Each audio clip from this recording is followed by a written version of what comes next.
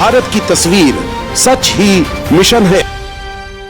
नमस्कार, भारत की तस्वीर में आपका स्वागत है। भारत की तस्वीर में हम आपको बनारस के प्रधानमंत्री जी के संसदीय क्षेत्र बनारस के ग्राम रोहनिया के फरीदपुर गांव की तस्वीर दिखा रहे हैं। वहाँ के हरिजन बस्ती की तस्वीर दिखा रहे थे और आपके साथ मैंने दिखाया कि कोरिया से जो फिलिप जी आए हैं वो भी बैठे हुए हैं। आपने यहाँ पर पानी पिया इस बस्ती में, हम लोगों ने भी पिया। आप हमारे साथ बैठे हैं मजनू राम जी हैं। ये सबसे बड़ी बात है, मेरे पिताजी भी इसी गांव के थे, पड़ोस के। वो कॉलेज में प्रिंसिपल हुए। आप उनके बाल सखा हैं और आप रेलवे में इंजीनियर थे और इसी हरिजन बस्ती के काफ़ी पढ़े लिखे हैं। मैं इन्हीं से सवाल करता हूं कि कितना कुछ बदला है देश। क्या लग रहा है? आप कोरिया से आए हैं देश को देखने के लिए, इस बस्ती को देख रहे हैं, आप खुद इंजीनियर हैं और अभी तो बहुत बड़े बड़े पद पे लोग हैं। क्या कहेंगे, कितना विकास हो रहा है? हमारे समझ से तो बहुत विकास हुआ है, लेकिन जितना चाहिए उतना नहीं हुआ है। और क्योंकि अब पहले हर घर में पढ़े लिखे नहीं होते थे और किसी को कुछ समझाया जाता था तो चूंकि वो अनपढ़ रहते थे इसलिए उतना नहीं कर पाते थे। क्योंकि मेरा जो कोशिश था, चूंकि मैं सबसे पहला व्यक्ति इस गांव का पढ़ने वाला, तो मैं कोशिश करता था कि इस गांव में भी पढ़ाई शिक्षा आगे जाए और इस गांव में भी कोई सुधार हो। लेकिन क्योंकि अनपढ़ गरीब आदमी थे इसलिए वो उतना नहीं समझ पाते थे, इसलिए उतना सुधार नहीं हो पाता था। लेकिन अब हमारे जैसे जैसे समय बीतता गया, कुछ हमारे ही लड़के जो है कुछ पढ़ने लिखने में अपने के बाद हुए, तो समस्या था कि नौकरी चाकरी अब हम लोगों का आगे कोई सोर्स वाला व्यक्ति नहीं होता था। तो इसलिए हमारे बच्चे तो उस लायक थे, क्योंकि ये मेरे लड़के सभी लोग गोल्ड मेडलिस्ट थे हमारे ही जैसा। लेकिन कोई सोर्स न होने की वजह से हम लोग आगे नहीं जा पाते थे।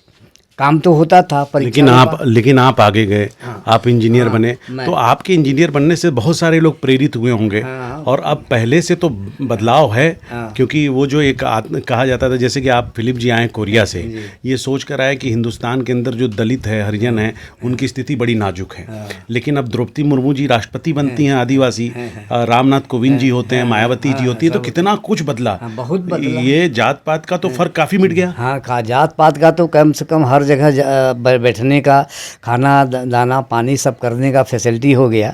नहीं हमारे समय में तो बहुत ऐसा था जहाँ नहीं ये सुविधा था। लेकिन अब जहाँ चाहते हैं वहाँ बैठ सकते हैं, जहाँ चाहते हैं वहाँ खा सकते हैं। और हमारे लड़के ही नहीं, मतलब पूरे एरिया के अपने ही वर्ग के और इससे भी नीचे वाले भी लोग हर जगह खा रहे हैं, पी रहे हैं, बैठ रहे हैं। बहुत कुछ आगे गया है।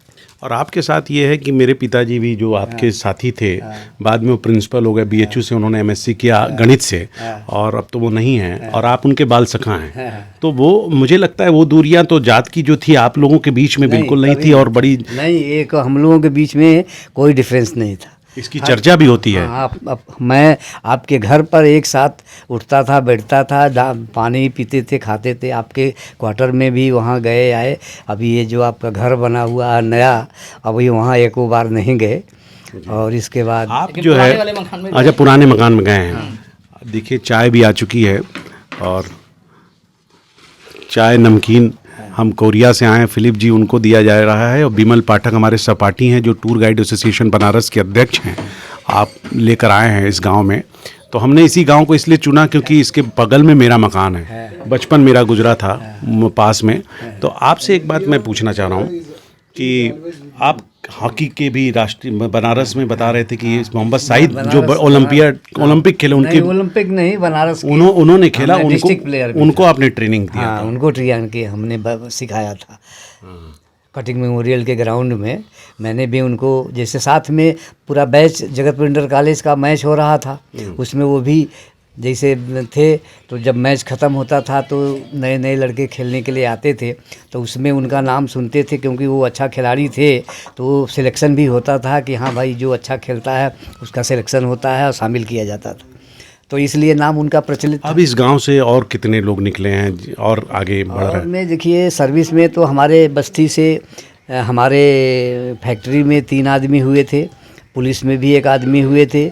इस समय जो है अभी होमगार्ड पीआरडी जो चल रहा है, अभी ये जो जिनको आप ये दिए थे जो मोटे वाले लड़के नहीं थे, तो वो सबसे बड़े पोता हमारे हैं। यानी आप मेरे बड़े लड़के के बड़ा लड़का। तो संतुष्ट तो है ना कि काफ़ी कुछ? हाँ संतुष्ट तो हैं, लेकिन उतना नहीं है। और जाहिर सी बात है कि उतनी संतुष्टि नहीं होगी, लेकिन जितना हाँ मैं चाहता हूं। जितना ये चाहते थे, जो एक ड्रीम है, क्योंकि आप इंजीनियर क्योंकि थे। हमारे लिए तीन लड़के पोता होता वजह से अभी तो कुछ काम लायक है वो हैं, लेकिन वो नहीं के बराबर हैं।